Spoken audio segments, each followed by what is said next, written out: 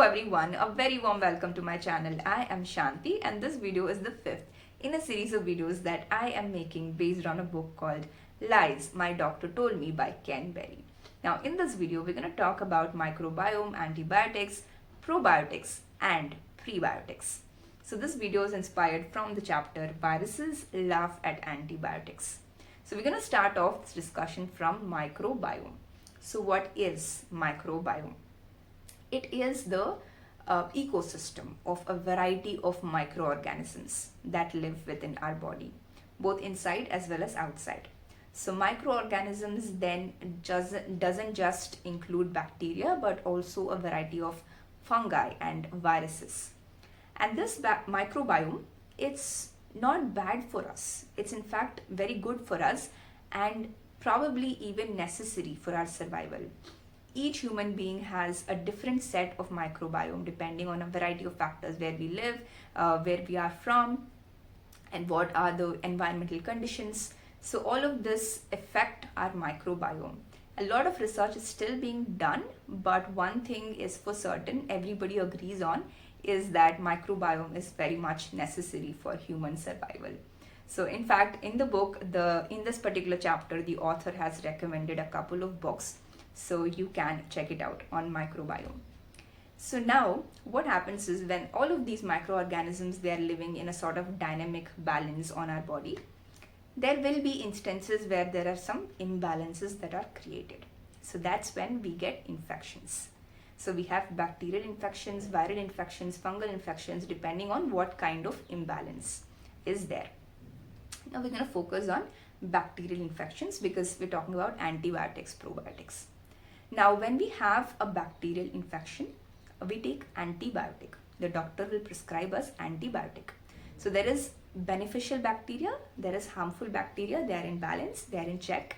But the antibiotic, what it does is, it will kill off in the face of an infection, since the harmful bacteria is too much, the antibiotic will kill off the harmful bacteria.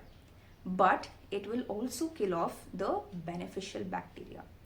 But this is a risk that we are willing to take. It's a side effect that we are willing to take in the face of bacterial infection. So we have to take it. That it's a side effect, okay? Eventually, the good bacteria will start multiplying and it will come, okay? So that's how it will take some time for you to get back to normal health. You will, like after you take antibiotic, you will clear off the bacterial infection, but it will take some time for you to start feeling healthy again. Okay, so now what happens is, this is common practice, but a lot of times if our immunity is a little low, then we do tend to get a lot of infections, and we will have to probably take a lot of antibiotics, and that's not going to do us good. So that's why immunity is good for us. This is in our hands. But another problem that is not in the hands of ordinary people is the overuse of antibiotics or the misuse of antibiotics. Sometimes doctors do prescribe antibiotics for a precautionary measure or when there is a viral infection. So this particular point is what the author is talking about. When there is a viral infection, antibiotics are not helpful. But yes, doctors do give them because of some precautionary measures, and it's hard for us normal people to decide whether or not a bacterial antibiotic is necessary for us at this point of time or not. So this is completely in the hands of doctors. What we can do is probably to choose a doctor who is mindful about giving the medication. For example, there was one time when I went to the doctor for an infection, and she took a sample, but she also gave me an antibiotic, and because she was so convinced it was a bacterial infection. And I started taking the antibiotic. The test results came after a couple of days, and it turned out I did not have an infection. I was just probably stressed or something. And she saw the result and she was quite shocked, but then she said she didn't want to admit, and she said, okay, continue taking that antibiotic, like complete its course or something. And I was not sure if that was the right thing to do. And at that time I was suffering from ill health anyways, so I didn't take good decision. But another time This time I had fever and I visited a family doctor, and he said, to wait a couple of days before deciding what kind of infection it is. But yes, he did prescribe tests as well. And when the tests came, it turned out to be dengue fever. So it is a viral infection. So he said antibiotics is not required. So he did not treat me with antibiotics. So the treatment procedure was something different.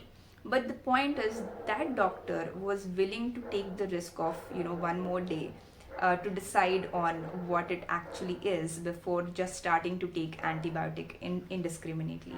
So the doctors, this is something that is in the doctor's hands, and it is, as normal people, what we can do is just focus on, going to a doctor who's more mindful about his healing procedures. So this is one problem. And what is the risk of antibiotics too much? One thing is it is killing off the good bacteria, but it is also, it results in resistant bacteria. So when you use antibiotics too often, the bad bacteria, they get resistant to it. Okay. So that is another bigger problem. And that is why, there's research going on and on. So there are new antibiotics, more powerful antibiotics that are being produced, but it's still better to just maintain your microbiome, your immunity levels as much as possible, and to choose good doctors. So these two things is something that we can do at this point, at any point in time. So that is about antibiotics. Now, what is probiotics?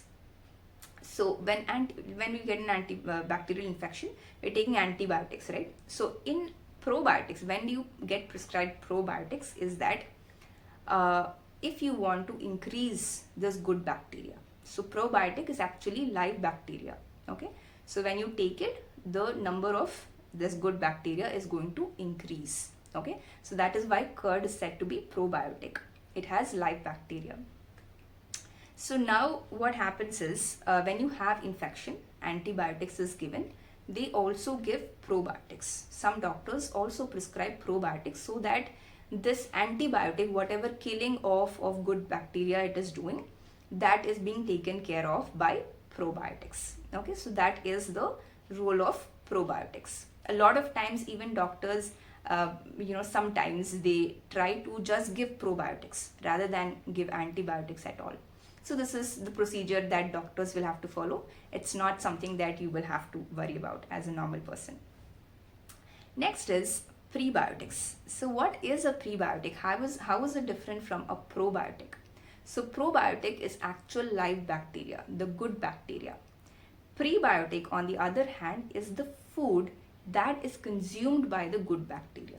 Okay, so that means when you have prebiotics, you are helping the good bacteria thrive. You are giving an environment for the good bacteria to thrive. So that is the role of prebiotics. Okay. Now, one particular point that I have read somewhere, but I am unable to clarify the correctness of it at this point in time. But I will tell it anyways because it is not a harmful information.